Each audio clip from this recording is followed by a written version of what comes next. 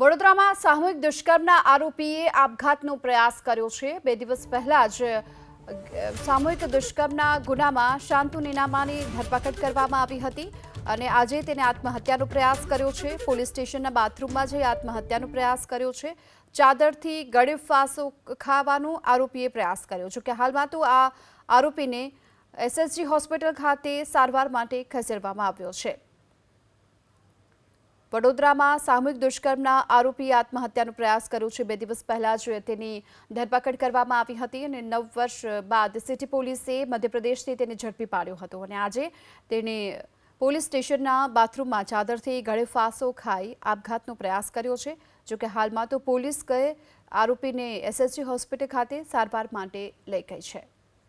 વડોદરામાં સામૂહિક દુષ્કર્મના આરોપીએ આત્મહત્યાનો પ્રયાસ કર્યો છે। 2 દિવસ પહેલા જ તેની ધરપકડ કરવામાં આવી હતી અને 9 વર્ષ બાદ સિટી પોલીસે મધ્યપ્રદેશથી તેને ઝડપી પાડ્યો હતો અને આજે તેને પોલીસ સ્ટેશનના બાથરૂમમાં ચાદરથી ગળે ફાંસો ખાઈ આપઘાતનો પ્રયાસ કર્યો છે।